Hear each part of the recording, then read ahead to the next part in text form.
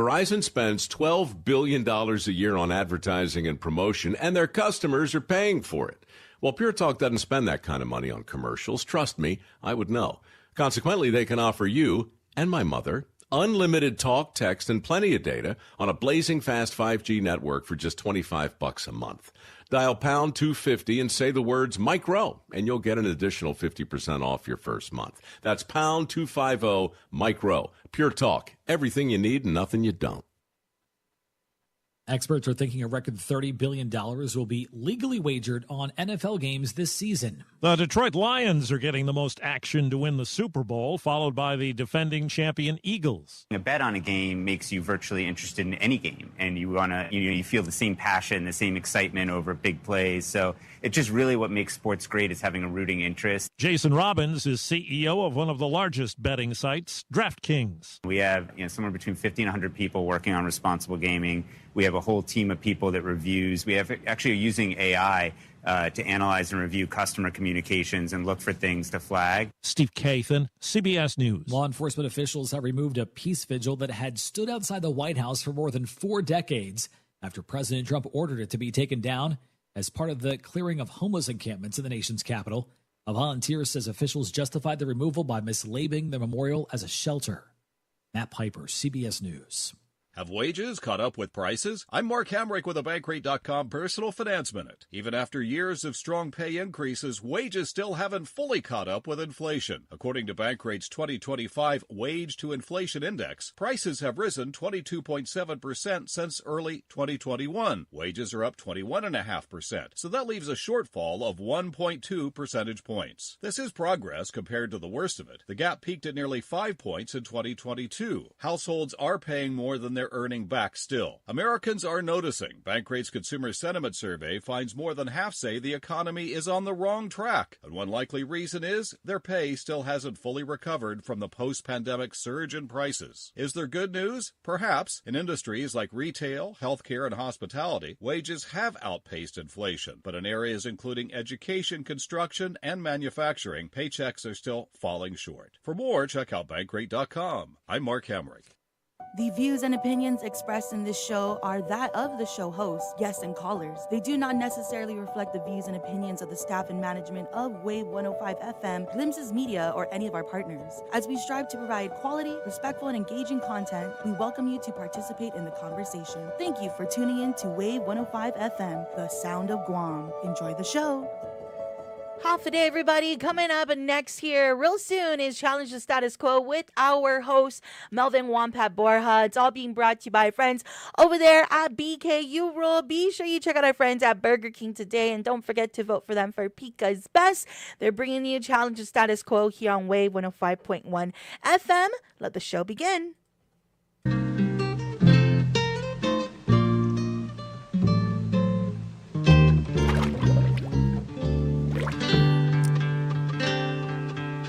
All right, half a day and welcome back to Challenge the Status Quo. My name is Melvin Wonpat Borja. I'm the Executive Director of the Commission on Decolonization. This show is brought to you in partnership with our friends over at Glimpses. And we're happy to be back to have another round of political status discussions. I got Mr. Leland Bettis in the studio live with us. Thanks, Leland, for coming in and agreeing to have a discussion with us. We got a lot to cover today, and I only got Leland for 1 hour, so we're going to just jump right into it.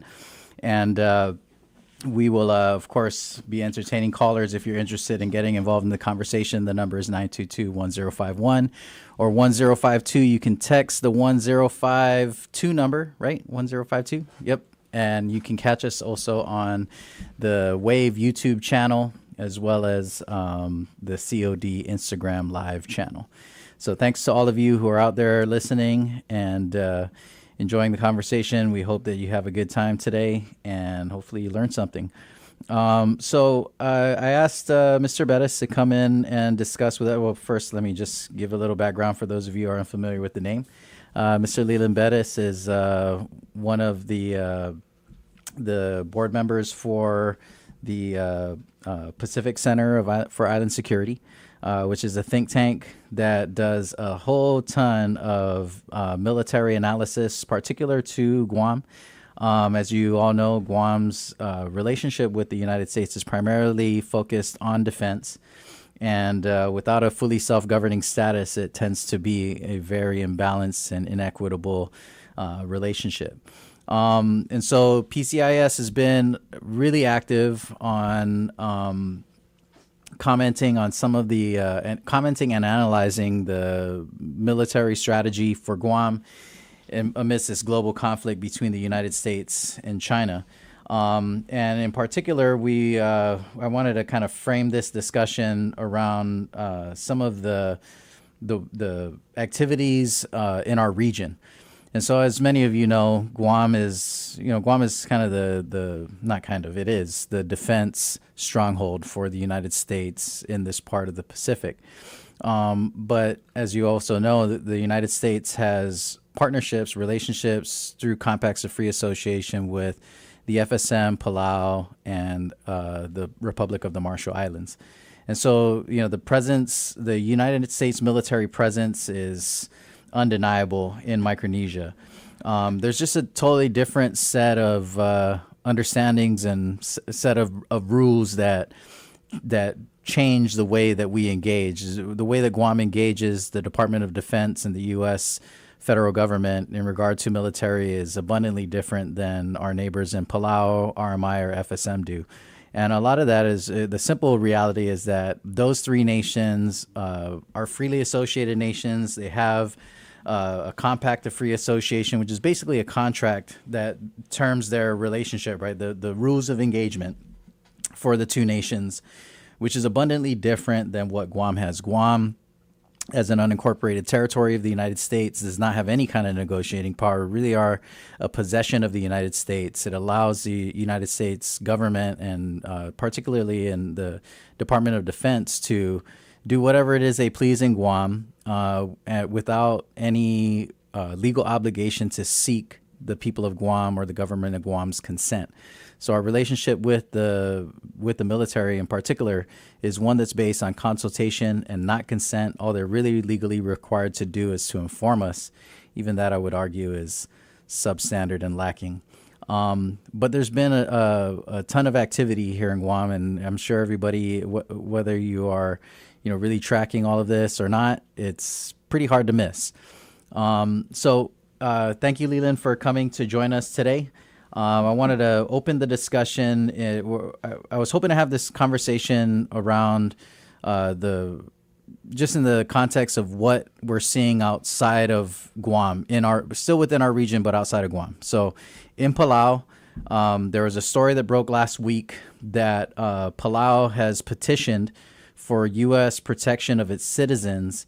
And they are doing this through their political advocates, and they're pushing basically for a separate defense agreement, or not a defense agreement, but they're looking for a separate written agreement that ensures their protection in the event of a global conflict between the United States and China. For the most part, a lot of people on Guam, I think, have this idea that, regardless of how problematic our, military activities may be on Guam, no matter the impact, a lot of people are willing to kind of accept those impacts with the guarantee of defense and protection from an outside force. And I think it's pretty clear that a lot of people on Guam they build this perspective based on our historical experience.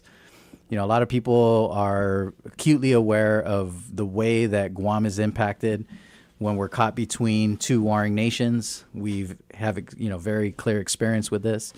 And so a lot of times when we talk about defense, a lot of people on Guam are, they're kind of willing to accept some things with the guarantee of protection. But the reality for Guam is that there really is there is no guarantee of protection. But I think that the premise of the discussion is abundantly problematic. We were discussing earlier before the show that, there's this idea that, the United States is here to defend Guam over, the aggression from another country. But the aggression that's directed at Guam is it's only happening for a very particular reason, which is the rapid militarization of the island, the way that the United States uses Guam as kind of the center of its presence in the region. So we'll dig in a little bit deeper on the Palau effort, but I wanted to just open us with this concept, right, and the framework that Guam uses to engage with the military and how that's different from our neighbors in Micronesia. Thank you, Melvin, for the invitation to be here. Absolutely. There's a lot to unpack here. I don't know if we have enough time in an hour. We probably don't, but that's okay. But I think the first important thing to deal with is to understand why there's increased focus on Guam, Right. the Northern Marianas, Yap, and Palau over the past few years. There's two reasons. The first reason, or one of the main reasons, is that the United States is increasingly uncertain about its alliances with countries like Japan and Korea. Right. And the current administration is pushing, for example, for pre-commitments from Japan, Korea, Australia, Philippines, to go to war against China if the United States does so, or in the event of what they are calling a Taiwan contingency. Right. That's very unlikely to happen. So because the United States is becoming less secure in its alliances in the first island chain, then it is beginning to, move those assets and its defense, what is effectively a last line of defense, to an interior position Right. along the Marianas Palau defense arc. So that's why we're seeing activities all up and down the chain. It was just real quick for our listening audience that is unfamiliar with this rhetoric on the island chains. The United States Department of Defense kind of views the defense of the nation in layers, right? So the first island chain would be Japan, Philippines, Taiwan, Korea, going down to right. New Guinea. And then the second island chain is Micronesia. Marianas Palau. Right. That and then the third island chain, of course, is like Hawaii, Kiribati, right. Solomon Islands down in the South Pacific. Now, I think that this is a particularly interesting perspective because, in principle, the island chains, right, the three island chains serve as protective layers for the homeland, which is the United States. Or if you were in China, you would say that is the U.S. approach to containing China. Right, projecting power. This is where the competition comes in. Right. The United States has, I think, fairly clearly stated over the past 80 years that it seeks to contain China. Right. And the first island chain is a construct that they created in the early 1950s to do that. Right. From a U.S. defensive standpoint, the people in that first island chain are also the first ones that get hit in the event of a conflict. So they take the first blows, and there's a whole bunch of tactical reasons about why that makes sense for the United States. But the point of fact is that the ability for the United States to count on those first island chain countries is disappearing. Right. And so therefore it's rearranging its assets into the second island chain. That's where the second reason the second island chain is important, and we see this in Guam very, very clearly, is that technology has changed to such a point that there is no base in the second island chain that is outside the strike zone for an adversary like China. Right. Like the Chinese developed a missile specifically for Guam, the DF-26, and they have a recent variation of that, which is intended to circumvent all the things that the U.S. is planning to send here for the missile defense system. Right. So what that means is that if the Chinese have the ability, let's just say Chinese, have the ability to reach any of the islands with long-range strike, then you can't have too many of your assets in one place. Right. So the United States is moving to what's called a distributed and dispersed operating strategy. And what they're doing is that's why they're developing divert runways in Tinian. Mm-hmm. That's why they're developing a divert runway in Yap. That's why they're building out facilities in Palau. Right. Is so that in the event of a conflict, the U.S. can shuffle around its aviation and other resources between islands and not be overexposed in any one place. Right. So, the focus on the Marianas Palau defense arc is really coming for two reasons. One, the first island chain countries and alliances are brittle. And the second reason is technology has changed to such a point that, the U.S. can't put too many eggs in one basket. And I'll give you a very specific example. There are no B-52s stationed today at Anderson Air Force Base.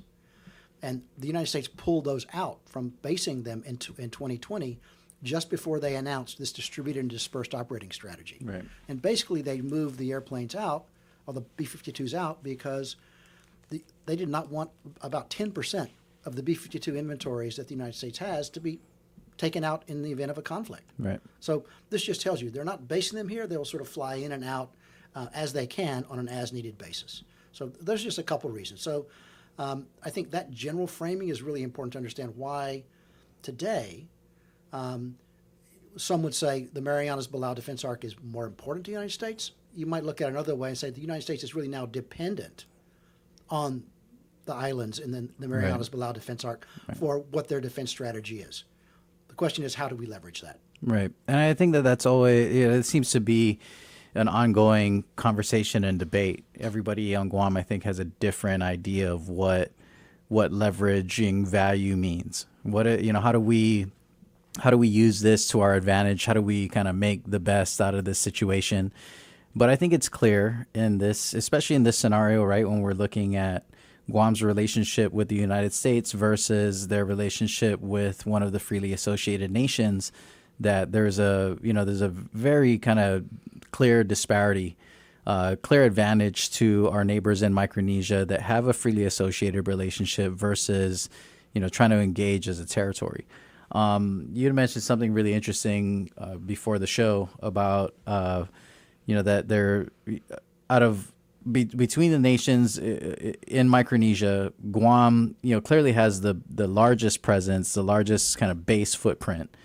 And there's, I think that's something that a lot of people in our community just kind of default think that, okay, well, since we have the biggest presence, since we have the most activity, that should make us the most valuable to the United States. And then in turn, that value should translate to, support for our community needs by the U.S. military and the U.S. government. But what we see is that the reality is that there's a very clear drop off in the level of negotiation and the way that we're able to kind of take advantage of these situations between Guam versus a freely associated state. And I would argue that our neighbors in Micronesia, despite their, the difference in military investment in their islands versus Guam, that they have been far more successful in asserting the needs of their community and prioritizing those things versus Guam. Guam is always kind of, it's always seems like it's on the back burner. The United States comes in, they get what it is that they want. They're able to impose any military activity or investment development, and Guam's needs are, they kind of just come in, they address them as they see fit. And it's not to kind of scoff at some of the benefits that we have seen in our community, the different investments from the Department of Defense, but I think it's pretty clear that they're few and far between, and they're not to the level that we need. There's a couple of really important points here before we talk about Palau, and that is this notion of the economic impact. Look, history has shown us that the military interest in Guam ebbs and flows. Right. And we're clearly at a peak period right now for the reasons that we just talked about the importance and the value of the Marianas Bilbao Defense Arc to the United States for more than one reason. But when we start talking about the way the military plans to operate in Guam, they operate in Guam pretty much based on their interest. And the best example that we have, everyone will understand, is housing. Right. The military continues to bring personnel and plan to bring personnel to Guam without adequate housing for them to stay in. Right. Where do they put them? Who's bearing the cost of military's poor planning and failed resource allocations to manage their own personnel's housing? Right. That comes to the community, to us. Absolutely. And that's reflected in rents, it's reflected in house prices. And by the way, that's not going away anytime soon, because for all the talk about the military saying that they have, they understand there's a problem, they're looking for solutions, there's not any today. Right. And there's not a train or a pipeline of funds to address that problem. Yeah, and I think that it's so look, the other important part of this is that with the ebb and flow, and we've seen this multiple times now, things are great today. Who's going to begrudge someone who's got a contracting company, who's working for a federal contractor, making better money than they can make in the private sector in the government of Guam, or who's a DOD or a Department of War employee, I guess, as of today? Oh, man. But who can begrudge them for the opportunities they find there? Right. I don't think we should, and we can't. But what's important, and I think all of us recognize, including persons in those buckets that I just laid out, this is going to end. Right. And it's not going to end well. Right. So it's great today to feel the sugar high, but it's not going to go on. Yeah, the crash is coming. Yeah. Right. I mean, I think it's definitely frustrating because on the surface, it looks like, the Department of Defense is being, strategic and mindful of these challenges.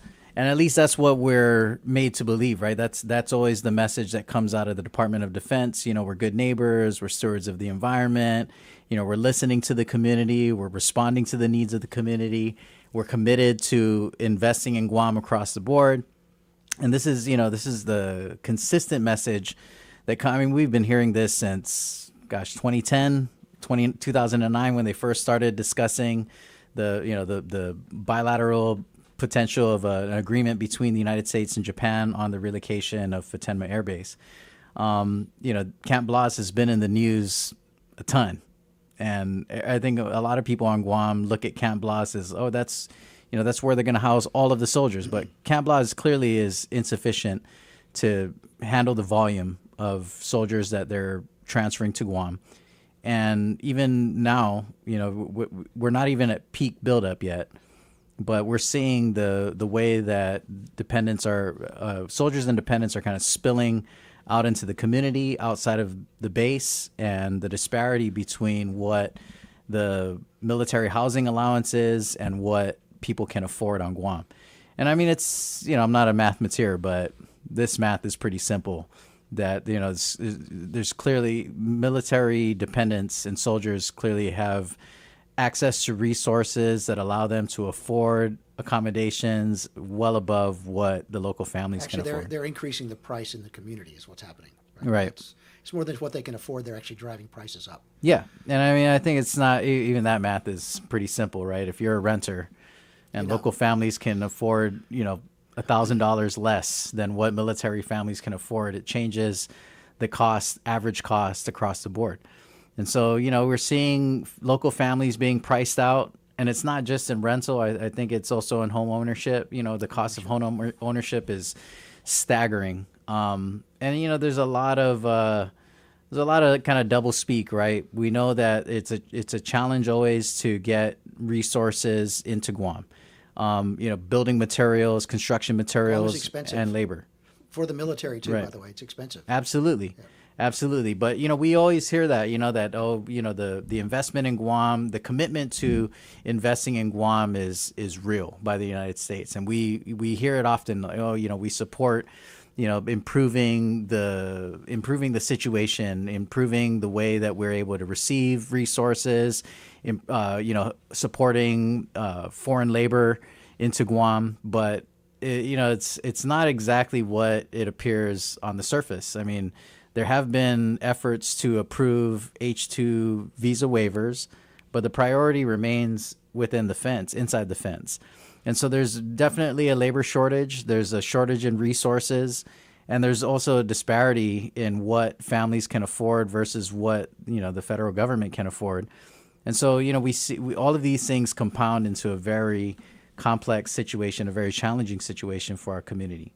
Right. But to your point, there are ongoing discussions about these issues with the local government. Right. But it's not resulting in any significant changes. Absolutely. I mean, the issue of housing has been discussed in meetings between Joint Region Marianas and various governors for over a decade. Right. And the problem is no closer to being solved today than it was a decade ago. Yeah, I mean, so these are the important things, and I think some of the things you're pointing to with the Federated States of Micronesia and Palau in particular about what their status is in relation. So let me give you a very simple example. When the United States does exercises in Palau and brings in certain kinds of missiles, there's at least a formal process for getting approval from those governments for them to come in and do those things. Right. When the U.S. military did a flight test from Guam for a missile back in December of last year, they had a public hearing and then finding of no significant impact, and it didn't really matter.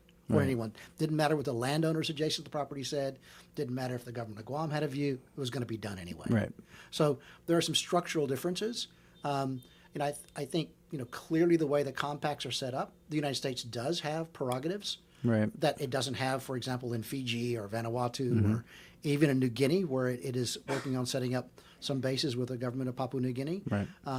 So it has a permissive relationship in the Federated States of Micronesia and Palau and the Republic of the Marshalls. But even with that, there are a lot of ongoing discussions. And these discussions are ongoing now in Yap State with both the Yap government.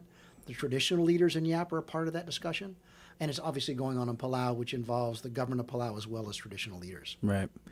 And I think it's, there are obviously people out here in Guam who, have this idea that, well, if it means that Guam is protected, then we'll just accept whatever it is that's thrown at us, which I think is very short-sighted. I think whether there's a favorable public opinion in Guam for military and defense activities or an unfavorable perspective, it doesn't change what the United States is able to do and will do. So look, it's very simple when it comes down to these sorts of things. What is the U.S. defending in Guam? It's going to defend its bases. Absolutely. And it's going to defend its ability to project power from those bases on a regular basis. That's its objective. Right. Now, of course, part of the information campaign, the public relations campaign the military has put on is that this missile defense system is going to protect Guam. Right. No, it's not. It's not intended to. And by the way, the military knows it's not even good enough to protect what their primary mission is, which is to protect their bases. Right. That's why they have a distributed and dispersed operating strategy, which has runways in Tinian, runways building in Yap, and access to Palau, is because they know there's going to be periods of time, probably long periods of time in a conflict, that Guam is not going to be available. And by the way, Guam, the international airport is also an alternative runway. Right. That's not going to be available in terms of the way the military is calculating what the conflict looks like. So for all the talk about defense of Guam with missile defense system, for example, it's very weak. And there's a very telling statement that came out from DoD about this. The system is intended to discourage a small coercive attack. That's what it's really intended to do. And I don't want to get into the weeds about this and talking about missile defense systems and what works and what doesn't work today, but none of this stuff is as effective as it's being advertised. In fact, it borders on misinformation on the part of the military to talk about it in the way that we usually hear it. But I think what's interesting in Palau, and something that we at the Pacific Center for Island Security have been talking about now for a couple of years, is that if you're interested in civilian security, where are the shelters? Right. Where are the plans for food resiliency? And, the silence is deafening. Yeah, absolutely. There's nothing being planned. There's not a penny being planned for shelters in Guam. Right. And, we are a long way away from China or North Korea compared to South Korea or Japan, right? Or Taiwan. Taiwan has 115,000 shelters. Taiwan has plans and stores of food to keep Taiwan going for a year. It's wild. They're planning. We didn't even have enough food stores for COVID. All we hear from in Guam is to thank the people of Guam for their sacrifices and for their resiliency and for their patriotism. Right. That ain't going to get you very far in a conflict. Right. So, the gap between what is said and what's actually being planned when it comes to security for the people is broad. And that's why I think what is happening in Palau is very interesting, because the United States does have a commitment under the covenants, under the terms of the treaty, to provide for security and defense in those places. And I think the argument coming from Palau is, well, we understand that you're bringing missile systems that can shoot at aircraft and ships that may be approaching Palau, but where is the protection for the people? Because you're anticipating somebody being fairly close to Palau, which is why you're bringing these missiles in. Right. And I think that seems to be the fundamental difference between the way that Guam engages with DoD versus the way that Palau engages. Palau knows that they have certain rights and the United States has obligations to them in their compact of free association. They know that when they engage with the United States, they're engaging as a sovereign nation with another nation, which is a very different thing than a possession dealing with its owner. And so, when I look at the nation of Palau, and for better or for worse, I think there's a split opinion coming out of Palau. Some appreciate the closer relationship and the negotiating, kind of surrendering certain things to the United States and what they get in return. There are others who are highly critical of the rapid militarization of Palau. Some people feel like they're giving up too much. They're not putting enough emphasis and protection on their natural resources and their people.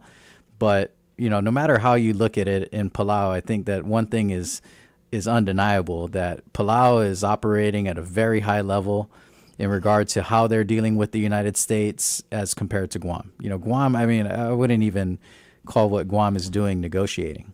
Yeah, we don't have a structure for negotiations. Right. It's not built into a territorial status. No, and look, I've been through this, through years of discussions with, federal agencies a couple of decades ago. The U.S. views Guam as an insurance policy, and they think they paid up all the premiums. Oh, yeah, absolutely. So there's, the way Guam is viewed is that, hey, it's ours, and we'll do with it what we want. And by the way, this is the real difference. This is the real difference between the first island chain countries and a place like Guam. Is in the first island chain countries, Japan, South Korea, the U.S. says, we want to own land in your country. They're like, no. Right. We're not going to give you land so you can launch attacks from our soil onto China or North Korea. Right. It's not going to happen. So, they exercise their sovereign prerogatives by their own, in their own interest. And let me give you an example. People forget about this. And this, this is not brand new. This has been happening for a long time. During the Vietnam War, for a short period of time, B-52s took off from Okinawa. But as the war got on, the Japanese government said no more B-52s can take off from here and attack Vietnam. Right. So the assertion of their sovereign prerogative is very different than what the United States has to deal with in a place like Guam, where if it claims it owns it. Right. It's ours. We can do with what we want. Right. And where the people fit into that is something completely different. So, if Guam, from the military perspective, is the tip of the spear, the people of Guam get the shaft. That's the short. That's the short story. Yeah, that's a good analogy. It's a fair analogy.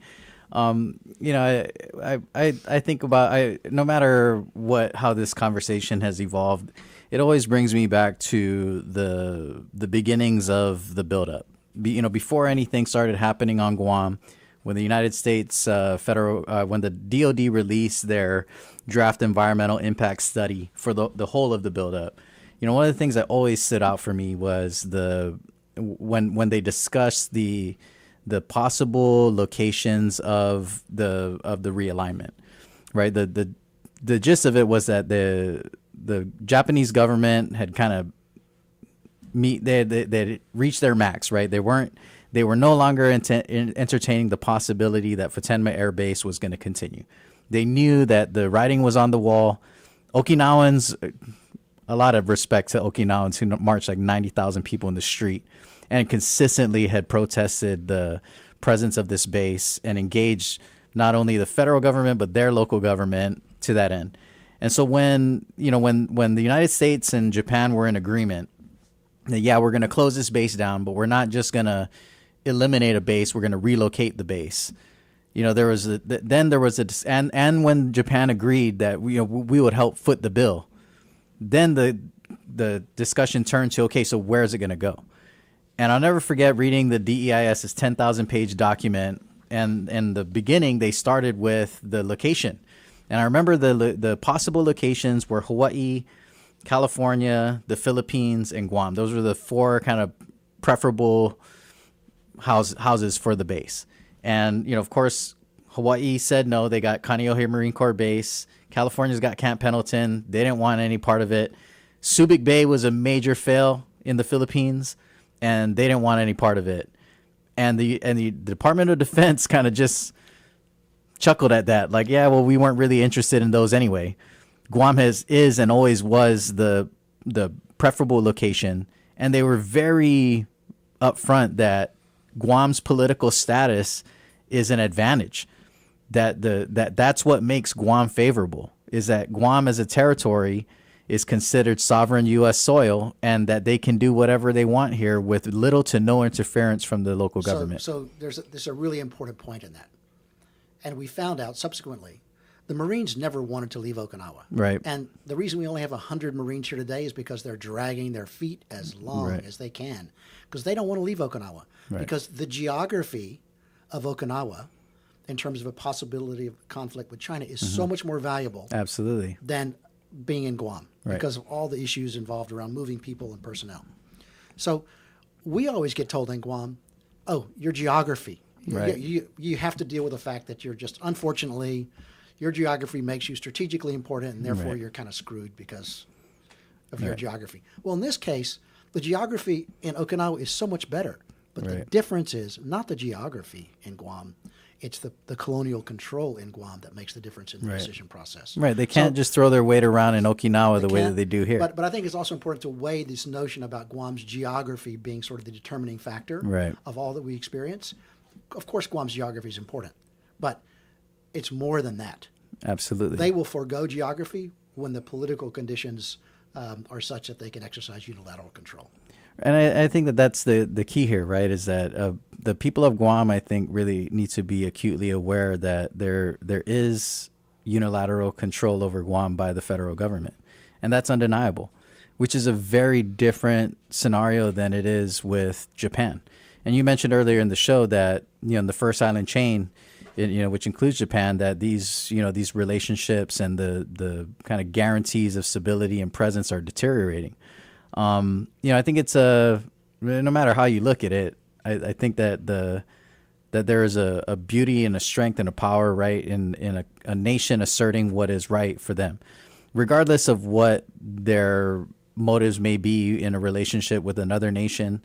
Japan, I think, is a very interesting kind of petri dish, right? Because Japan, even their stance and their global presence has changed drastically since World War II. I mean, Japan hasn't sent a soldier out to a violent conflict since World War II. They have a treaty against it, or what do you call it? I can't remember what they call it. They have something in there. It's like part of their constitution equivalent, right? That says that we're never again. Never again. We're not getting involved in that way ever again.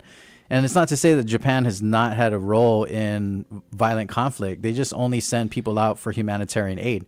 And I think that they're kind of showing, right, that despite their interest in partnering with the United States, there's a kind of clear point where they're going to draw the line. So look, Japan has real serious security issues, right, with respect to North Korea and China. Oh, absolutely. And they are, these are for them, it's a serious issue. The same with South Korea versus North Korea and potentially China. These are serious security issues for them. I think the problem has been, and increasingly the problem has been, is that the United States would want to preempt decisions on what the security conflicts might look like in those cases. And so, they're all reserving for themselves the ability to make their own decisions. Right. And I think, and I feel like that's at the heart of it for me. It's always been. But for us, and I want to say this again, that means that as the United States looks to other places to sort of draw the line, their dependence on the Marianas Palau Defense Arc is increasing. Absolutely. And I think that their dependence, their investment in it is highly contingent on their ability to kind of, do what they please with Guam. Things could change in Palau. It's hard enough to predict, what Palauans will or won't agree to. But I definitely feel like it makes their strategy abundantly clearer, knowing that it doesn't matter what the people of Guam do or don't like. It's, whatever they say is going to go is going to go. That changes the landscape. I definitely think that that's even, serves as a disadvantage to Palau, in the sense that the guarantee of Guam, it clearly weakens the Palauan position. If and Palau, you got to give them credit. You know, they've been pretty hard nosed about how they want to deal with it, and you know, some things they give up or some things they concede on, but nonetheless, their negotiation is abundantly different than ours. You know, I feel like even if you're out there and you fall into the deal maker category, you're one of these that likes to kind of just step back and say, well, what's the best deal that we can get for Guam? I mean, even in that, from that perspective, you know, there's clear value in a fully self-governing status. Even if you feel like the best thing for Guam is to be opportunistic, the opportunities will never be as ripe for us as they will be for a fully self-governing nation. So if you were a state, that would give Guam a completely different Right. set of a different framework to deal with all these Absolutely. issues. If Guam were at the other end of the spectrum, if Guam were independent, obviously it's the maximum leverage. Right. So, you know, just thinking about it from a business case, like trying to make a deal with someone when you don't have a sovereign status, Right. you're not playing to your strengths. You're not. You're coming in with one or both hands tied behind your back, and you're at a clear disadvantage. Hat in hand. Right. Yeah. Yep. Yeah, I definitely feel like it's, you know, in that regard, I feel like everybody on Guam should view this as extremely problematic, whether you love the idea of a relationship with the United States, whether you hate it. You know, I think that there's clear benefit to a sovereign status in Guam. Well, you know, one of the other things, Melvin, you keep saying, you know, view of the United States. I think there is the distinction between the United States and the United States military. And Right. sometimes in Guam, we lose that. Yeah. Because our framework in relation to the United States is so dominated by military interest. Right.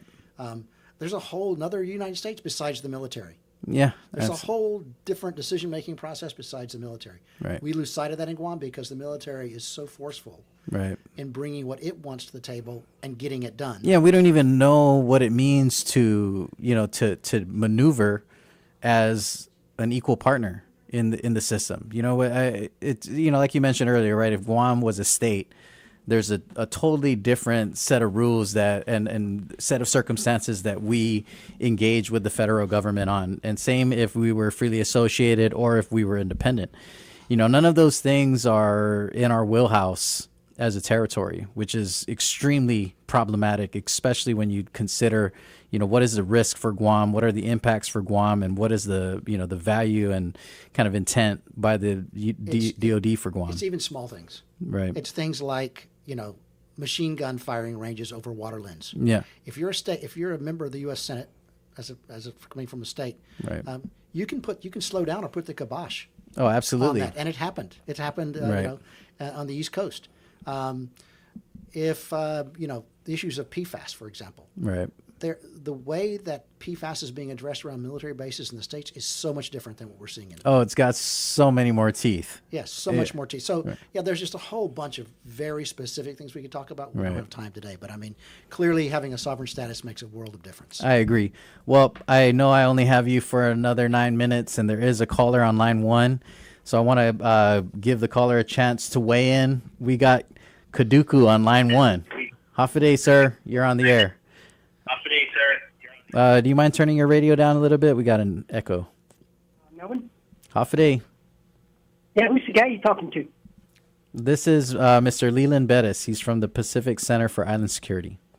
Leland Bettis, welcome home. Welcome home, Holmes.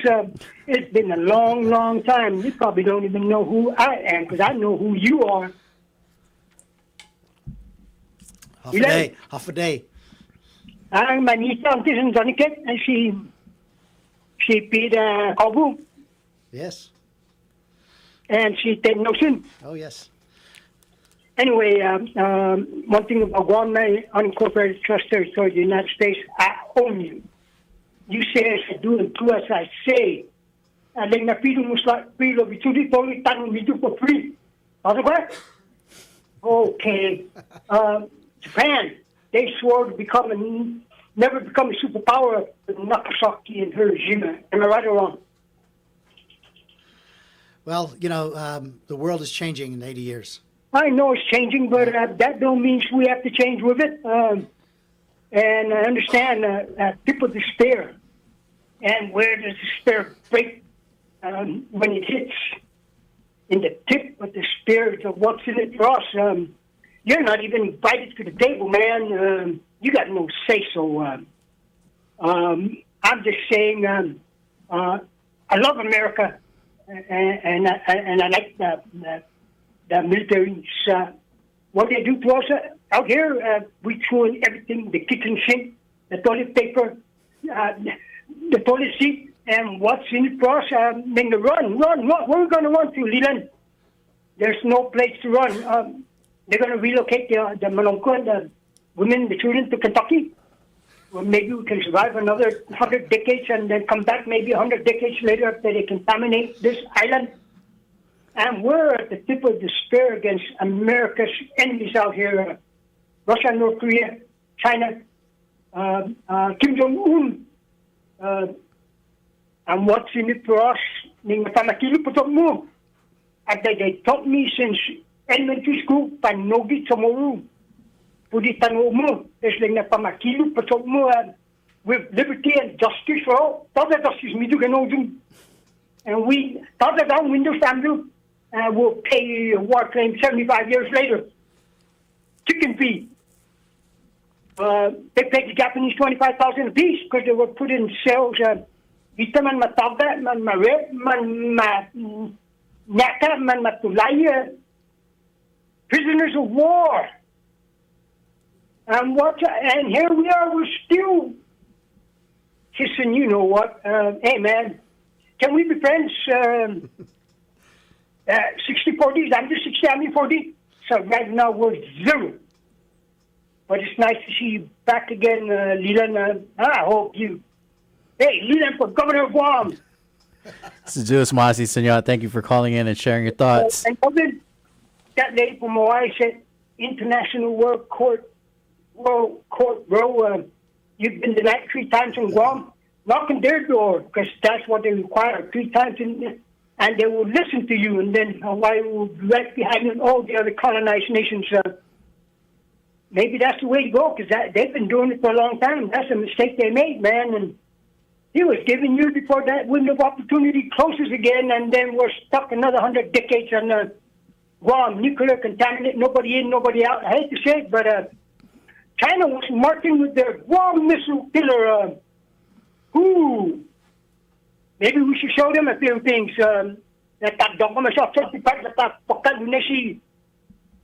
I'm just saying, Leland, it's been a long time, bro. It's nice to see you and hear you back again. I knew that was you, and you're a smart guy, man.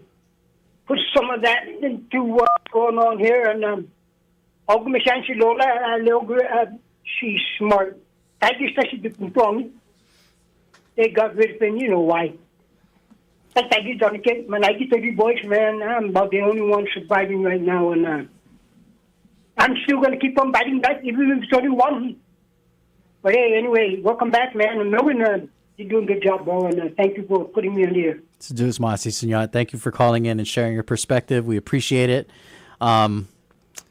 Governor, that is... No, look, I'm going to move beyond that. The nuclear issue is actually very interesting. It is.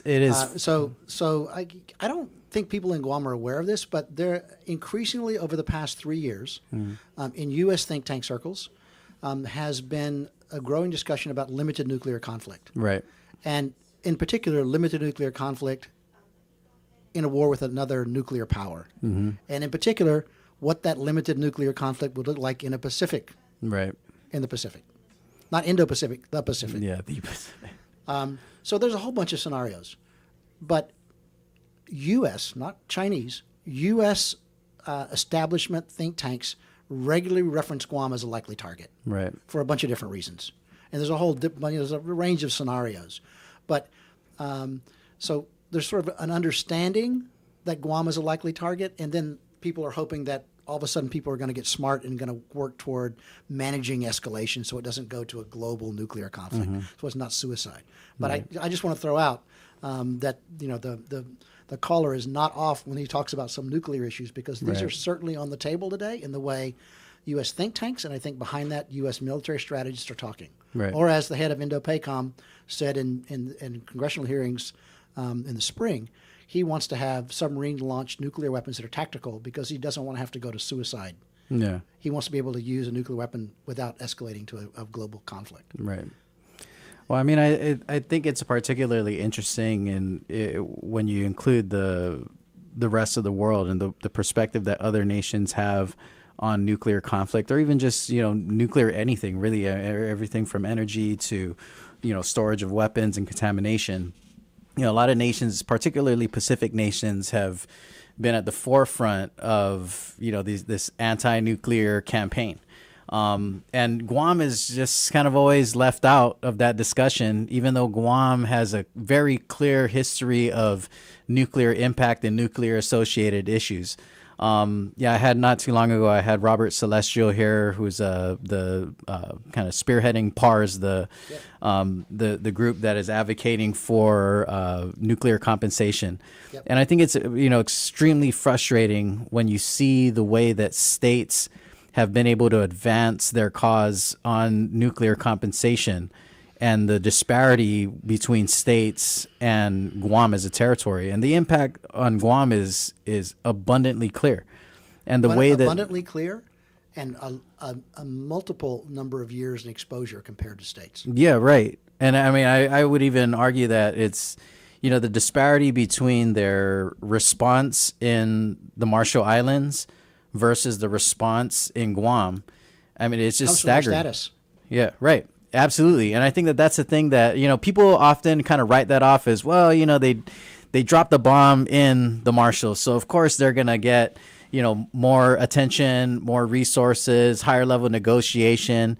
And Guam, there's this argument that, Guam is a downwinder. So, that the science, the jury's still out on that science, which is completely false. Not out on the rate of cancer in Guam. Right. And so when you look at you can't argue the science anymore. I mean, they tried. And for decades, we've been able to refute that. And so, it's clear that there's a tangible impact of nuclear contamination on our health. But the way that Guam is able to maneuver in this field of discussion on nuclear is just, I mean, it's almost like we are, we're not only not in the driver's seat, I wouldn't even say we're in the passenger seat. We're like in the bed of the pickup truck and at risk of being thrown out at any sharp turn. And you can see the way that this issue has been politicized in the way that states are kind of fighting for what they think they're owed. And that oftentimes comes at the expense of Guam. There's only so much money that the federal government is going to invest in trying to mitigate this issue. And those resources are finite, and it's a classic case of us being pitted against another state. And obviously, Guam is at a disadvantage. States already are being pitted against each other. But, when a negotiation state to state is a totally different ballgame than, state to a territory. We don't even have representation in the bodies that are deliberating this, which is extremely frustrating. I think it's laughable that we're sending our non-voting representative to champion this issue in a body that, he doesn't have a viable voice in. Well, he needs to definitely champion it because no one else absolutely. I absolutely agree with that. And I definitely think that our delegate can do a much better job in, advocating not only for the just treatment of our people that were affected by nuclear contamination, but also in regard to our political status. I think it's very disappointing to know that, the perspective from our delegate is let's get us a non-voting delegate in the Senate. That's not going to solve our problem. I think that the time for political status improvement has passed. The time for political status resolution is now. Anyhow, I'm going to agree. We are way past our time, and I know that you got to get out of here. And we do need to take a break. So I want to thank Leland. Thank you for coming on this morning and sharing your thoughts with us. If you are interested in the work of the Pacific Center for Island Security, there's a website. www.pacificcenterforislandsecurity.com. All right. And if you didn't catch that, you can call me and I'll give it to you later. You can contact my office and we'll be happy to put you in touch. There is a defense forum coming up. and I hope many of you are tuned in and trying to learn more and engage. I hear that PCIS was not invited to weigh in on the defense forum, which I think is very troubling. I think that that the more perspectives we can get on this, the better. Our community deserves transparency, and that's often not what we get. So thanks for coming on and sharing your thoughts. I look forward to bringing you back on again. Sure thing. Thank you. All right, everyone. We'll be right back. You're tuned in to Challenge the Status Quo on Wave 105.1 FM. We'll be right back after this commercial break.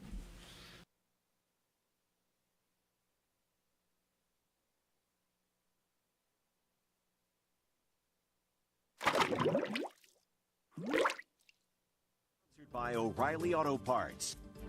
I'm Matt Piper. Another weekend of protests, this time outside a Hyundai plant in Georgia, where hundreds of South Koreans were taken into custody this week by ICE. I want them to abolish ICE. ICE is a racist organization that is attacking the working class of America. Plans are in place for 300 of them to be sent home to South Korea. White House border czar Tom Homan warned of more workplace arrests. He was on CNN. Absolutely. You can expect action in most sanctuary cities across the country. President Trump's prioritized sanctuary cities because sanctuary cities knowingly release illegal alien public safety threats to the streets every day. That's where the problem is. Homan's words come as the Trump administration has reportedly started an immigration crackdown in Massachusetts.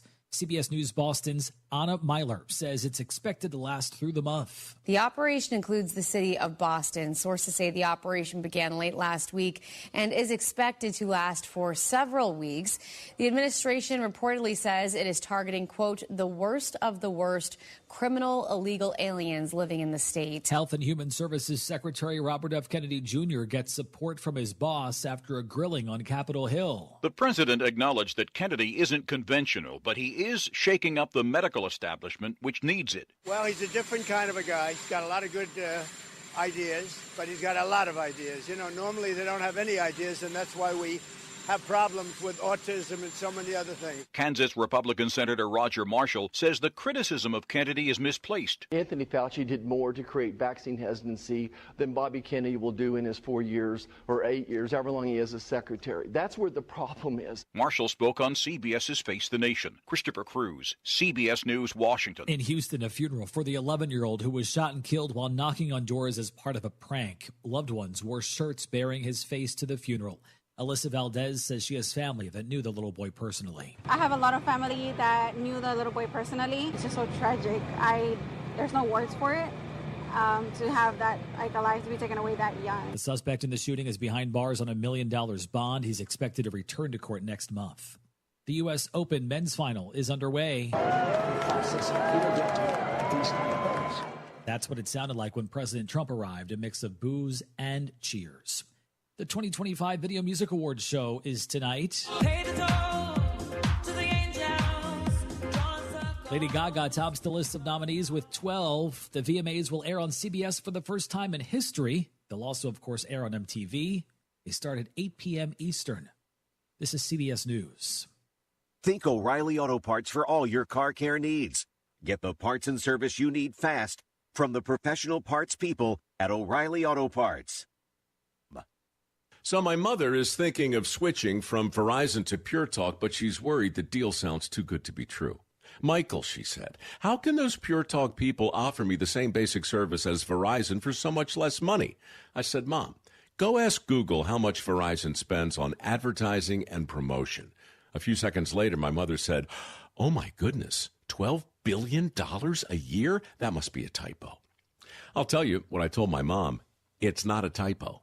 Verizon spends $12 billion a year on advertising and promotion, and their customers are paying for it. Well, Pure Talk doesn't spend that kind of money on commercials. Trust me, I would know. Consequently, they can offer you and my mother unlimited talk, text, and plenty of data on a blazing fast 5G network for just $25 a month. Dial pound 250 and say the words Mike Rowe, and you'll get an additional 50% off your first month. That's pound 250 Mike Rowe. Pure Talk, everything you need and nothing you don't. Experts are thinking a record $30 billion will be legally wagered on NFL games this season. The Detroit Lions are getting the most action to win the Super Bowl, followed by the defending champion Eagles. A bet on a game makes you virtually interested in any game, and you feel the same passion, the same excitement over big plays. So it's just really what makes sports great is having a rooting interest. Jason Robbins is CEO of one of the largest betting sites, DraftKings. We have somewhere between 50 and 100 people working on responsible gaming. We have a whole team of people that reviews. We have actually using AI to analyze and review customer communications and look for things to flag. Steve Kathan, CBS News. Law enforcement officials have removed a peace vigil that had stood outside the White House for more than 4 decades after President Trump ordered it to be taken down as part of the clearing of homeless encampments in the nation's capital. A volunteer says officials justified the removal by mislabeling the memorial as a shelter. Matt Piper, CBS News. Balanced, fair, thoughtful. Wave 105 FM. When you owe more than your vehicle is worth. This is Jeff Gilbert with the Car Chronicles. Edmunds.com Director of Insights Ivan Drury says about a quarter of loans are, as they say, underwater. Part of it is because people were paying full freight for vehicles during the chip shortage. A lot of these loans are centered around 2, 3, 4-year-old vehicles. What happened then?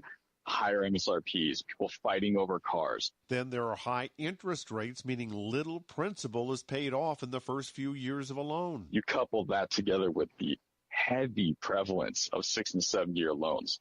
That's actually the majority of loans out there today are 6 and 7s. Drury says this is leading to a lot of people keeping their vehicles longer, or in some cases doing some very difficult math when they buy something new. They might actually have to purchase something more expensive so they can fold all of that debt into a new loan.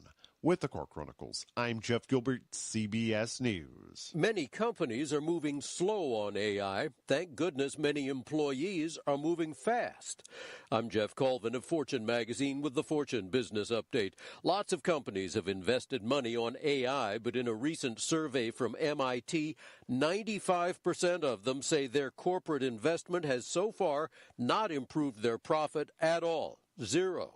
Fortunately for those companies, however, their employees are moving ahead on their own, and they're not telling their employers about it. They're just using their own personal accounts with ChatGPT or other AI providers, and that is almost certainly improving productivity. As employees become more familiar with personal AI tools that suit their needs, they become less tolerant of their employers' slow-moving official AI projects.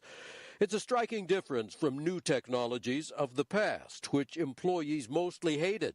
Now they're leading the way. I'm Jeff Colvin. The views and opinions expressed in this show are that of the show host, guests, and callers. They do not necessarily reflect the views and opinions of the staff and management of Wave 105 FM, Glimpses Media, or any of our partners. As we strive to provide quality, respectful, and engaging content, we welcome you to participate in the conversation. Thank you for tuning in to Wave 105 FM, the sound of Guam. Enjoy the show. Half a day, everybody, and welcome back to Challenge the Status Quo here on Wave 105.1 FM. We want to thank our friends at Burger King. Don't forget to check them out, our friends at BK Today. You can visit them at any of their locations in Hagåtña, in Tumon, in the Micro Mall, and the airport. And don't forget to vote for them for Pika's Best Burger. That's BKU Rule in Hagåtña, Tumon, the Micro Mall, and the airport. Let the show begin.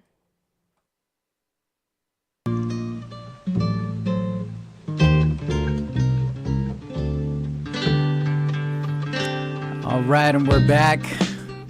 Thanks for keeping it locked on 105.1 FM. My name is Melvin Wonpat Borja. If you're just tuning in, you are listening to Challenge the Status Quo. Just had a great conversation with Mr. Leland Bettis from the Pacific Center for Island Security.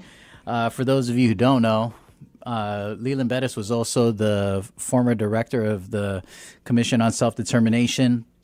He was very involved in our movement to try to get a Commonwealth status for Guam, and so I definitely appreciate his perspective on our relationship, or well, you can even call it that, our situation with the Department of Defense and the United States government.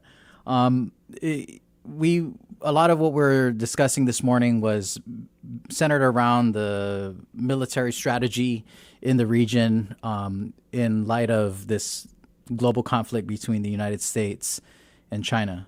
I wanted to take the opportunity to kind of get in the weeds a little bit on this issue with Palau, and so currently we kind of opened the show with this, but I didn't get a chance to really dig in on what is a particular issue with Palau and what exactly it is that they're doing. There's a petition that's been circulating in the community in Palau calling for a supplementary pact to be crafted alongside Palau's current Compact of Free Association with the United States, which guarantees civilian protection in a scenario where potential conflict could arise within Palauan territory and the region of Micronesia. And so the gist of this is that the United States already has a defense arrangement with all of the freely associated nations, including Palau.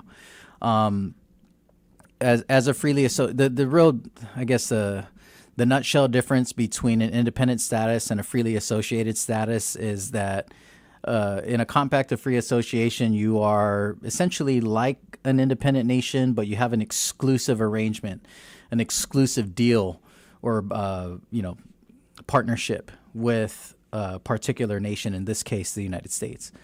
And so the Federated States of Micronesia, the Republic of Palau, the Republic of the Marshall Islands all have their own individual compacts of free association with the United States.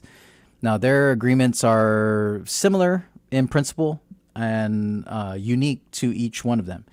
But what each of them share is something that's basically often referred to as strategic denial, which basically means that it is a policy that prevents a rival power from gaining strategic advantages in a region by denying access to a territory or resources by blocking military expansion. So basically what that means is that, any of the compact states are freely associated states. Any of them are allowed to, they are entitled to handle all of their foreign affairs, their external engagement.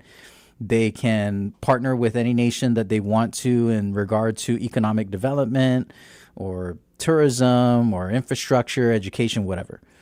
But what they can't do is they cannot make a military deal, a defense deal. That is exclusively set aside for the United States. And we've seen the way that this works with different nations. Each of the freely associated states kind of has a different perspective, different approach. The FSM, for example, particularly Chuk, has been pretty upfront about their willingness to engage with China on economic development. And so, Chuk has a bunch of different deals going with China to invest in their community and their infrastructure. And they've kind of towed that line very artfully in the sense that they, still maintain friendly relations with the United States, but they've used their engagement with China to increase their leverage or their bargaining power. It's pretty undeniable that they have been able to use this to their advantage in their in renegotiating the renewal of their compacts. Each of the COFA states has successfully renegotiated a renewal of their compacts of free association with the United States. I talked about this on the previous show a while back, that it was a very interesting thing, to see the way that the United States was courting our neighbors in Micronesia in preparation for or anticipation of signing a new compact of free association. I think it's fair to say that I don't think any one of the freely associated states was ever really serious about not signing a new compact with the United States. I think they all had, intentions of signing a new compact, but obviously there are things that they didn't like about their first agreement, their first 20-year agreement. And so there are issues that they needed to address. Each one of them took a different approach to this. Palau, I think, had a kind of clear clear strategy of allowing for allowing different and increased activity with military, and then trying to leverage that in their negotiations.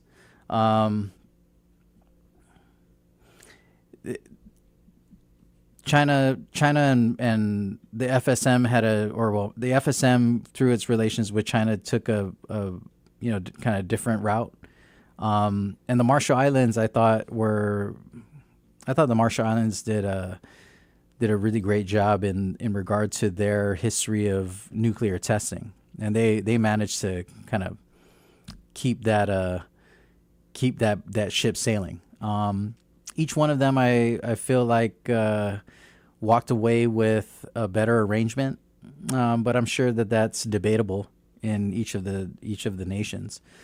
I think the point that I'm trying to make here is that this is a totally different animal when it comes to Guam. Guam is not a freely associated nation. Guam is not an independent nation, nor is Guam a state. Any one of those statuses would change the way that Guam deals with the Department of Defense. And just to be clear, I don't intend this to be a anti-America or anti-Department of Defense, anti-military rant, but fairness should not be sacrificed for loyalty. It's clearly an inequitable relationship that we have with the United States military. It's problematic that Guam is considered a territory and a possession rather than a partner or a member of the nation. I think it's a pretty logical, simple approach. If Guam was a state, then Guam would have meaningful representation in the United States Congress, in the United States Senate, and in the Electoral College. All three of those areas are critical to the way that Guam is used or Guam is leveraged for national defense. If Guam had meaningful representation, voting representation in Congress and in the Senate, those are the bodies that are directly responsible for military appropriations. A lot of times what the government of Guam tries to do is to get some of our priorities included in the National Defense Act, right? Which is basically the pool of money that the Department of Defense is going to use. And, so many of those projects are earmarked for Guam. In the past, we've tried to get, our water infrastructure, our road infrastructure, even our cultural preservation embedded in the NDA. And that it's always a huge victory, right? When we're successful in getting these funding considerations included in the NDA, it means that, we're creating this guarantee that there's money available, and that the United States agrees that this is what we're going to spend this money on.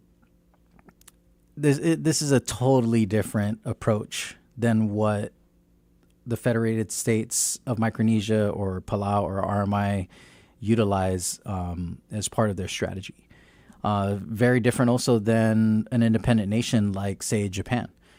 I would even argue that the United States support and cooperation with Taiwan is significantly better than than how we deal with it here in Guam. Even for anybody out there who feels like we shouldn't even be debating whether or not there's a U.S. military presence in Guam. What we should be doing is, trying to leverage that or trying to utilize that, take advantage of the opportunity to get what we need, get the support that we need from the federal government. I think even if you take that perspective, Guam is at an extreme disadvantage in trying to negotiate anything from a position of weakness. When you're a possession, you're not, you don't really have a say. We kind of have to go this roundabout way of having an impact. We got to create a bunch of social pressure. We got to be strong in the media. We kind of got to shame the United States. And that's just a simple way to put it. When the United States is dealing with, a media nightmare, it creates problems for them. And those in those instances, the United States is willing to address them publicly. But a lot of times Guam flies under the radar, especially in the wider United States perspective.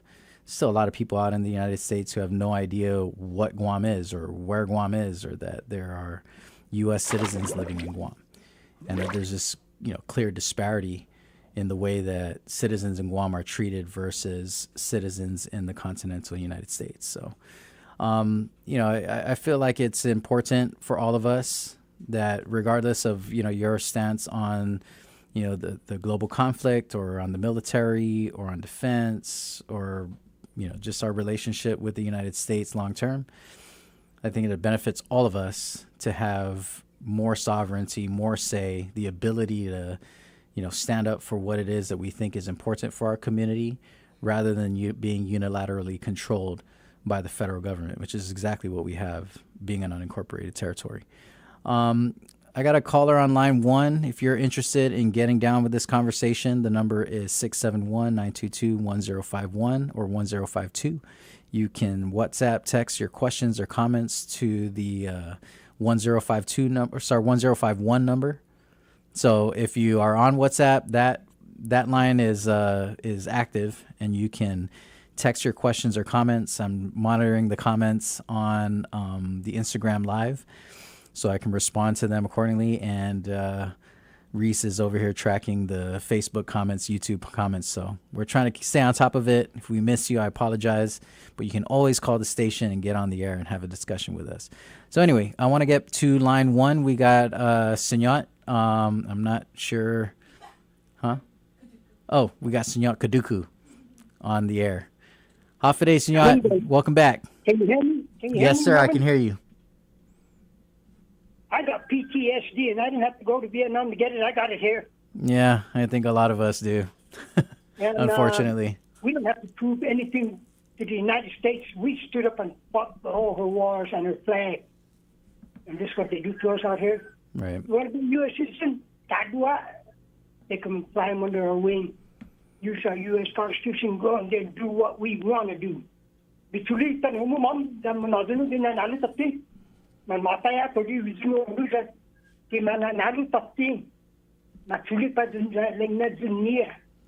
Anyway, Melvin, we're the most loyal, law-abiding fighting machine the world's ever seen. We wear that uniform with honor and pride. This is what they do to us out here. Hey, stop owning me, man. I cannot even own myself. That's a fair point. We spilled our blood, sweat, and tears for America. And that's what America does to us. Play games and use us in loopholes and follow and create a hole. And create red tape and cloud the issue. Come on, man. You may as well go to school. We got people like Melvin and Leon Bates and Lola. We got Teresa Lau. We got people who are smart. Stop unholding us. Can you just be our friend and give us 60-40? You can take the 60 and give us 40, because right now we're at 0. That's why they got kicked out of Okinawa, because what happened there? They were paying a lot of money there, and the Philippines, Clark and Subic. Right. I'd say $1 billion a year for Naval Medical and $1 billion for Anderson Air Force Base. Take that money and stick it into our economy and do our schools and our roads and our infrastructure and our hospitals. They said freedom is not free. It's about time they stop writing free, man. Make them pay up, or who's got the highest? Chuk? Everybody got that tied down, Melvin. Mm-hmm. Remember when they did that? America, and only America got sole rights to your land, air, and sea, sign there, and we'll open up the doors for you guys to go anywhere. That's why they're here. They're all over the place. Right. But they locked that down. They got that, and ain't nobody going to take that away from them. You signed that treaty, remember? Unless you're going to break that treaty. But yeah, man, I have to call back in. I'm tired of being old. I cannot even own myself, man. And I'm not allowed to wear that uniform. And Melvin, when they fly over my house, 3 minutes just to land at the base. I can wave at that pilot up there and all the noise and who knows what might be invasion of a brown tree snake or a rhino beetle or whatever. And Ireland, where are we going to go, Melvin, when that bell starts to ring and it says, "This is not a drill. This is the real deal." Where are we going to run to? Go grab battleship, give them for Community, Manongkun, from Malan, and from Magoon. Right. Yeah, and we'll open up our own radio station there, Melvin. You know, I think that's We'll go down the ship again. No, come on, man, America. We've proven ourselves to you. We don't have to prove anything to anybody else anymore. We'll fight for all your flags and we'll keep on fighting them. Can you be our friend? And take 16 to 40. Anyway, welcome back. I used to run around with him a long time ago. He's one smart guy, man, and we need to change some of our leaders because anyway, Melvin, don't mind me, man, dispenser with all due respect. We need someone who can run this island and run it in peace and make everything involved for everybody else and maybe we make things good for the people who stop getting sick. We don't need a big hospital. There's people right now, Melvin, they've been out there in the street, in the bus stops, in the corridor of the Zongu, 500,000 on the home. The COVID didn't kill us, that's going to kill us. And our ways are changing, man. We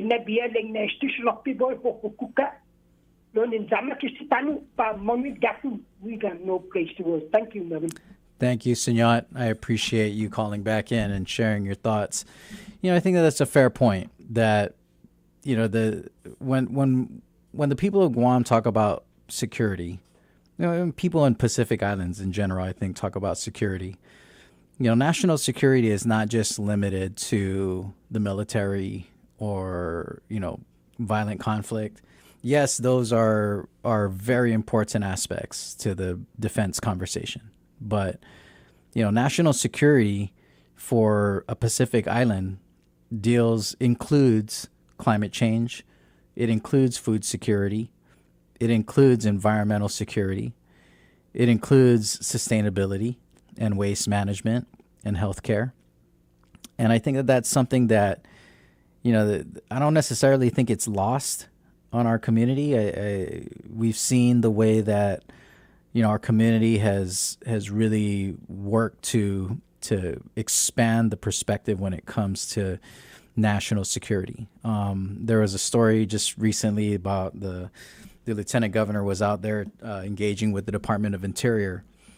And one of the things that was reported was that the lieutenant governor was arguing that, you know, that the investment in public health and safety has to be a part of the overall approach when it comes to national defense. And I mean, even in the simple kind of logical application, in the event of a violent conflict, you know, the United States military has the right to basically take over the public facilities. Like they would, you know, they would take over operation of GMH.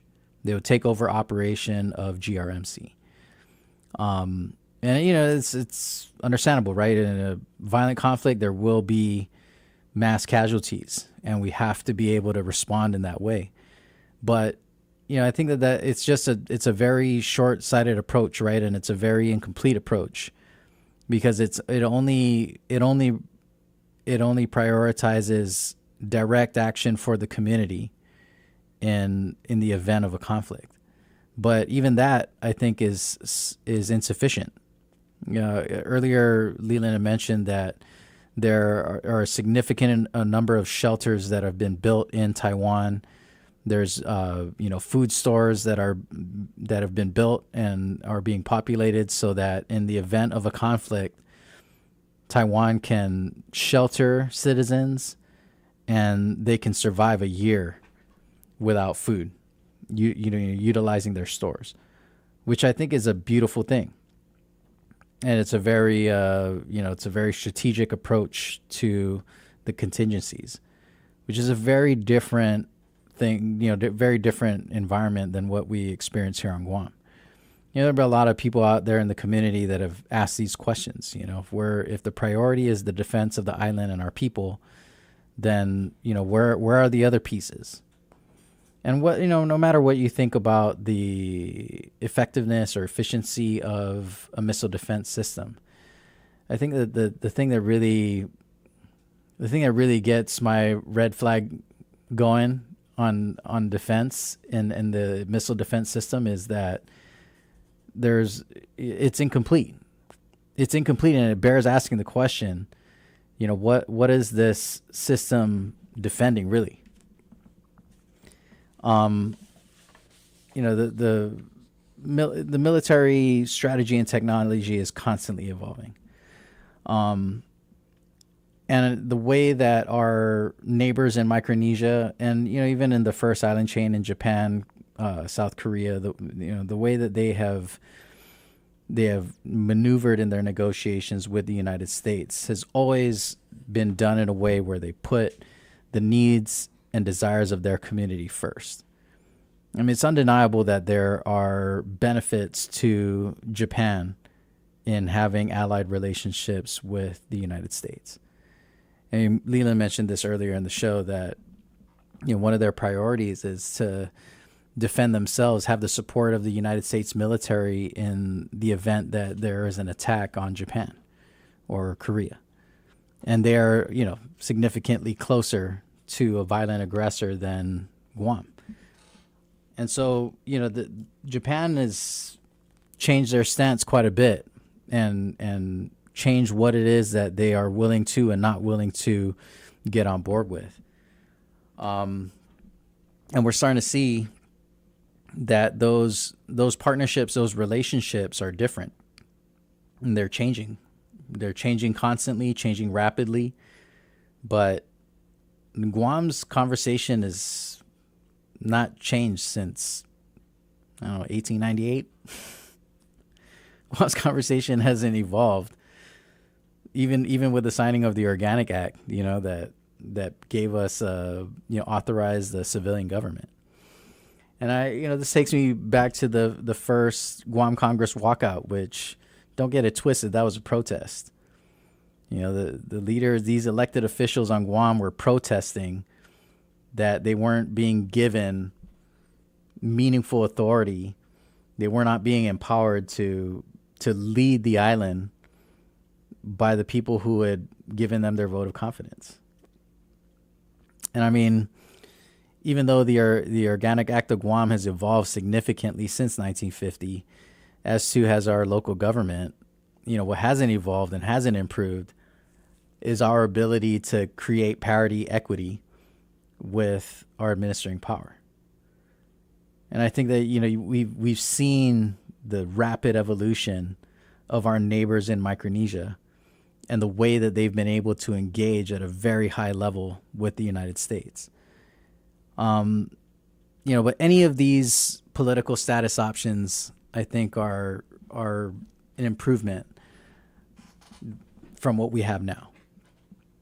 I think it's a powerful thing, to consider that the Japanese government, wanted to close this base in Okinawa, and they were able to actively engage with the United States and seek this resolution. Our caller, Senor Kaduku, made a good point too, that there are, the significant resources that were being invested in these communities that had, an agreement for a base presence. It was a lucrative deal for Japan to allow for the construction of Futenma Air Base and allow for the presence of U.S. Armed Forces in Okinawa.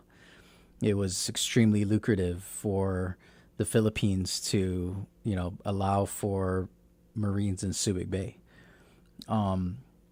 What does that look like in Guam? A lot of people, we kind of throw this around pretty loosely, like Guam has this like two-headed monster in regard to our main economic drivers, And we always talk about it, right? Guam's economy is based primarily on tourism and military spending. And if you focus just on the numbers, I think that it tells a pretty inaccurate picture, right? When you look at just the numbers, you look at just the dollar investment in Guam, it seems and looks like, oh, there's this, this clear priority to invest in the local infrastructure and the local people in Guam. And it's because of this buildup. And so it sends a message to our community that, this is a good thing. Having all of this attention on Guam is good because it gives us the best opportunity to leverage our these priorities to our advantage. But I would argue different. I think that's that's a short-sighted perspective in the sense that we cannot leverage these opportunities in the same way that our neighbors in Micronesia can, or one of the United States independent allies can. Guam really is, by definition, as a non-self-governing territory, it is a possession. And the United States regularly claims sovereign control over Guam. And I mean, if you want to argue on whether or not the United States Congress has plenary power or unilateral control over Guam, it's not even up for debate. I mean, you could argue about the degree of control that they have and, what degree of agency does Guam have. And yeah, that part is debatable. I would argue that Guam is a lot better at being self-governing. We are more self-governing than we used to be in 1950, but we are not fully self-governing. And I think that that's the key, right? In a lot of scenarios, it's it's never as simple as all or nothing. It's never one way or another. There's always kind of some gray area in between, some things that we need to work out. But in regard to self-government, it really is an all or nothing. And if you look at the three political status options that are recognized by the United Nations, the international community, and the government of Guam, we only recognize fully self-governing statuses. Either Guam is going to be fully integrated into the United States as a state, it's going to be a freely associated nation and enter into a compact of free association with the United States, or it's going to become an independent nation. And each one of those gives Guam a degree of sovereignty that we do not enjoy today. And, no matter how you look at this, I think that it is advantageous to the people of Guam to be able to speak for ourselves and be able to, negotiate with real leverage. What we have now is, I don't believe that it's real leverage. Dr. Underwood had a good point when I had him on the show a few weeks ago, maybe a month ago. He had mentioned that we hear this rhetoric a lot, right? That we got to leverage what's happening here now. And then he turned around and he said that you can only leverage something if you're willing to say no. I would take that a step further. I would say that I would agree with that, but I'd also say that it's, do you have the ability to say no? Because Guam clearly has demonstrated that there are times when we adamantly disagree with what the United States is proposing. And, how successful have we been at being able to stop them? There have been some moments, I think, where we've been successful, but I would argue that those moments were less of a product of the principles of self-government and more a product of our creative strategy in trying to create the leverage, manufacture the sovereignty in that moment. I think a great example was the firing range in Pagat. In the beginning of the build-up discussion, the plan was to build a live firing range for the U.S. Marines. And just some background, the U.S. Marines were very clear that they didn't want to share their range with the Air Force. The Air Force already got a range. And they didn't want to share. They want their own little playground where they can shoot their guns and train their soldiers. And so their original plan was to construct the firing range in Paget. And they even sent like a team of federal representatives out here to, to assess, to take a look at Paget and see, what was all what's the issue? Why are people upset about Paget? And there are a number of different concerns with Paget. One obviously was the land and water contamination. The other was the desecration of ancestral sites, culturally significant sites. At one point, even the racetrack got involved because there were a bunch of people who were going to be displaced. They would lose their racetrack. And so we ended up taking the federal government to court and challenging them on the National Environmental Policy Act, or otherwise known as NEPA. And that's one of the few places that we have political policy-based power is in NEPA. But even that has its limits, I think. And so, when I think about this perspective that we have these viable economic drivers, right, in tourism and military spending, I would say that that's not entirely accurate. Because even though military spending is significant, I really feel like we're leaving money on the table. And we will always leave money on the table so long as we remain a non-self-governing territory. So even for, those that feel like it is necessary for us to have a U.S. military presence, I'm not really arguing that.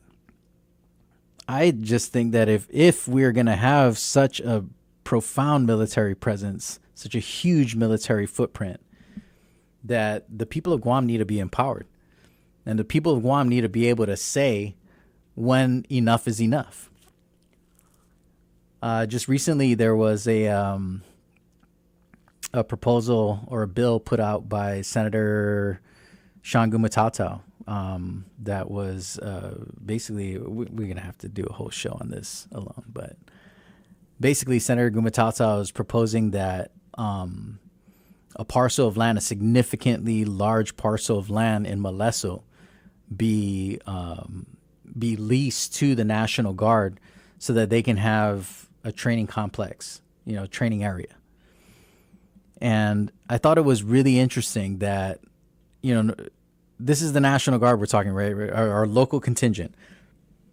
This is not the U.S. Marines, not the Navy, not the Air Force, not the Army. National Guard. Totally different thing. But, I will say that I think it's concerning that, that there's a request for more and more, greater and greater presence and a larger and larger footprint. But I also thought it was really interesting that I first caught wind of this on social media, and I kind of expected that there would be, kind of a split, right? Some people would be, oh, this is terrible, I don't agree with this, and other people would be like, oh, well, this is important, it's necessary, we have to do this. This is our local National Guard, right?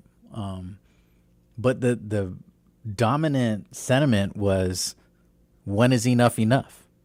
How much more are you going to take? How much more land do you need? You already sit on a third of the island.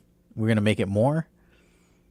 And so, people are already asking these questions, which I think is warranted. I think it's fair to ask these questions. We should ask these questions. Did I say that the land was under CLTC? I don't know if I mentioned that. Anyhow, here's the reference. Gumatatao's bill would give lot 527-R1 in Maleso to the National Guard. The lot is a little bit over 242 acres of property and is currently under the control of CLTC, which is the Chamorro Land Trust Commission. A lot of Chamorro rights activists were up in arms, no pun intended, up in arms against this because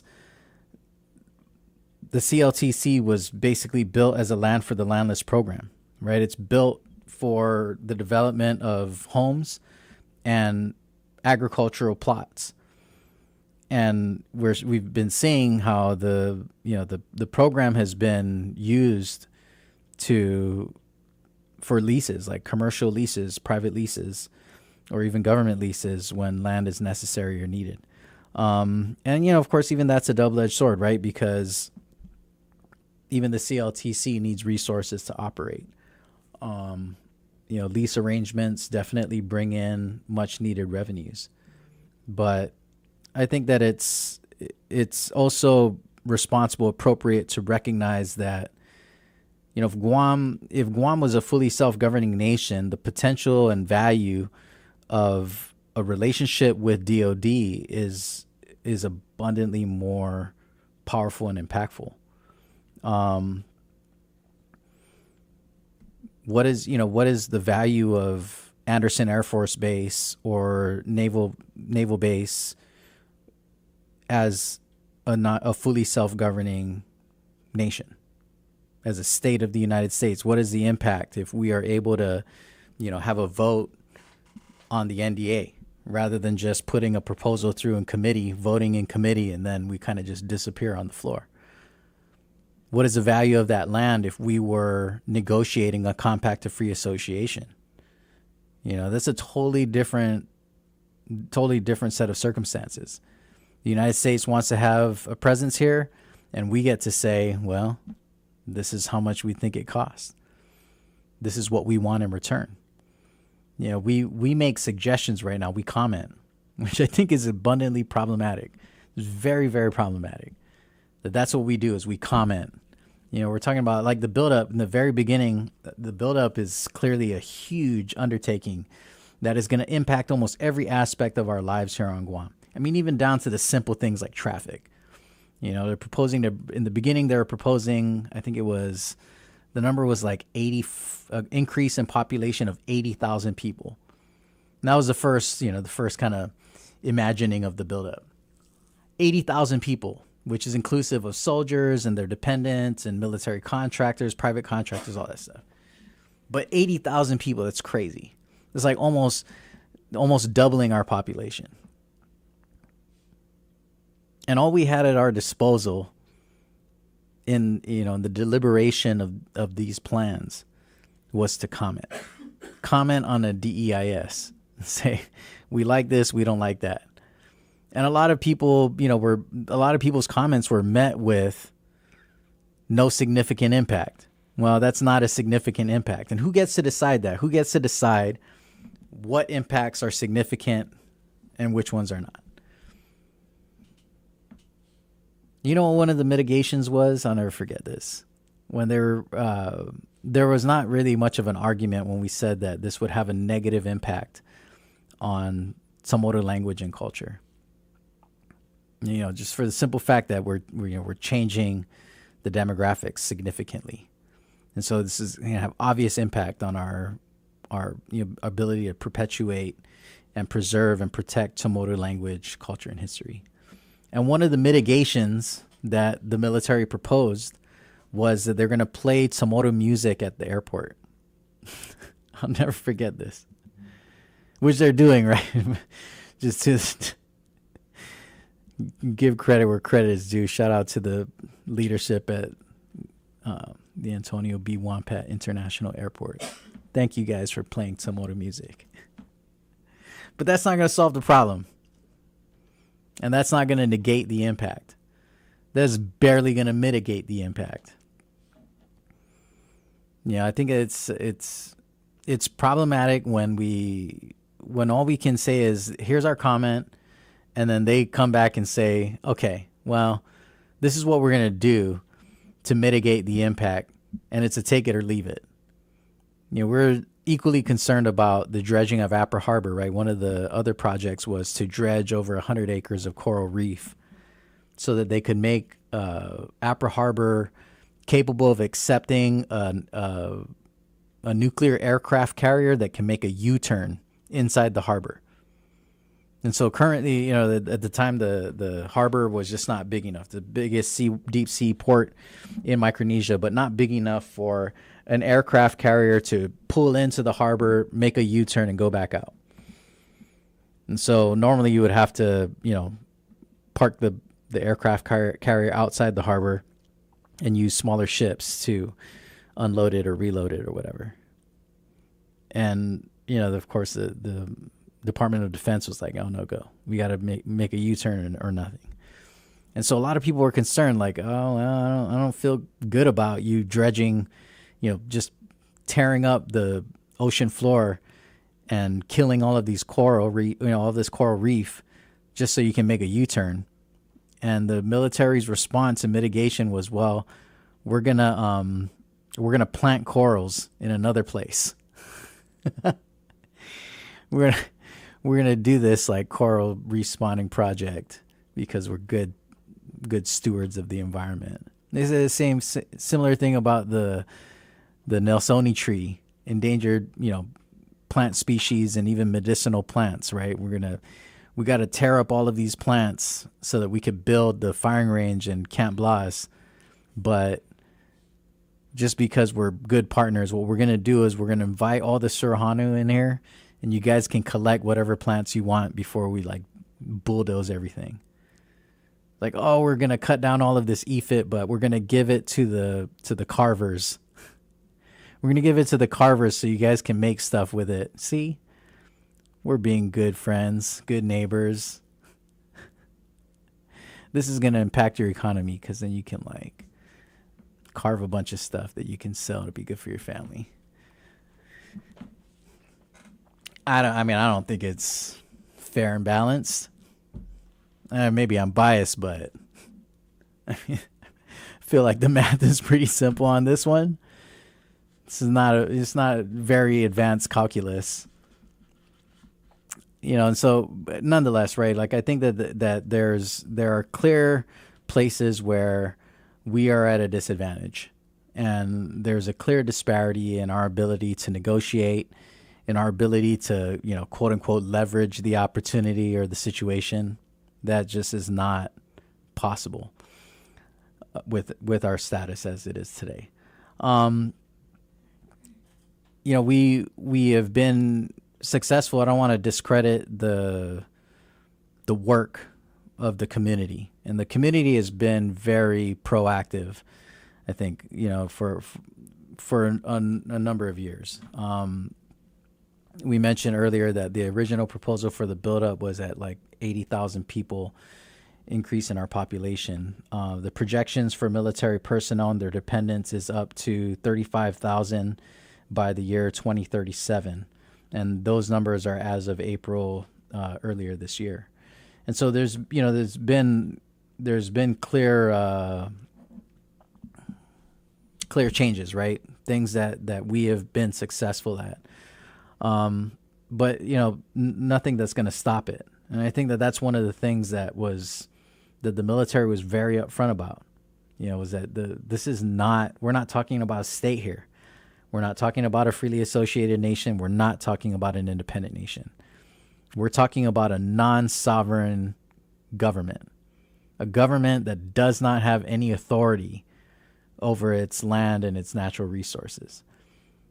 And because we own it, we can do whatever we want with it. And we can do that with very little, if not any, interference from the federal government.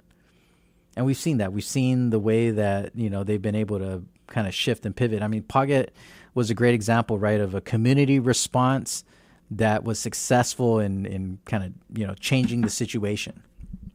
And so we won. We won on that lawsuit. We won when we sued the federal government over the building of the firing range in Paget. But then the federal government turned right around. The DOD turned right around and said, okay, we're not going to build the firing range in Paget. We'll build it in Letexen instead.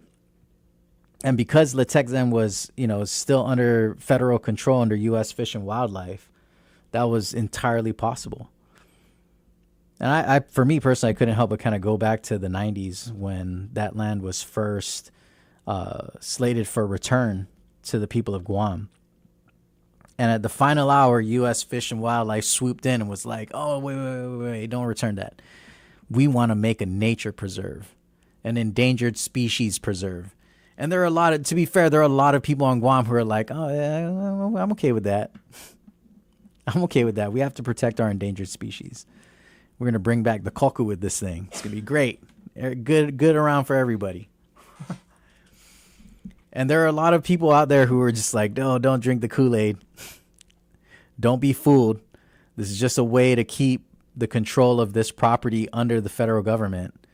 And here we are today. You know, this is sure enough, that's exactly what happened.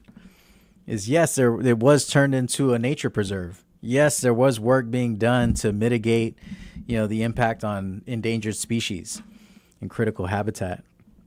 But, I mean, I'm not a scientist. I just can't help but notice that shooting guns and having a live firing range is counterintuitive to preserving and, perpetuating endangered native species. Like, oh, we want to save the birds and let's shoot tons of guns and have lead all over the ground where the birds eat. Not to mention, guys, if you haven't caught wind of this, the Latexan sits over the northern aquifer, which is super critical, guys. Like, if you don't value our freshwater aquifer, go to Nauru where they're desalinating water. You don't even have to go that far. Go to Saipan. They're desalinating water in Saipan. If you got family that live in Saipan, you know the deal. It's tough. It's tough dealing with, a water source that is no longer viable or no longer capable of supporting your community. I just got to say, that's one of the things that was one of the benefits of Guam from the beginning. 4,000 years ago, when Chamorros first settled these islands, there was no one here. We could have had any island in Micronesia, and Chamorros were like, nope, it's this one right here. It's not a coincidence. Guam had the most fertile farmland and the largest freshwater aquifer. Water and farmland were abundant. And now, ironically, those are the two things that are being threatened right now. Most of the land that the military bases sit on were previously used as food baskets, as farmlands. And it's not a coincidence that Guam went from 90% self-sufficiency in regard to food prior to World War II, and now we're 90% dependent on imports. And even that is problematic because the cost of imports is artificially increased and inflated simply because of our territorial status. The Jones Act is a real thing that has real impact on your pocketbook. And the Jones Act is also something that we can address quite effectively if we were freely associated, if we were independent. If we were freely associated or independent, it doesn't even apply to us.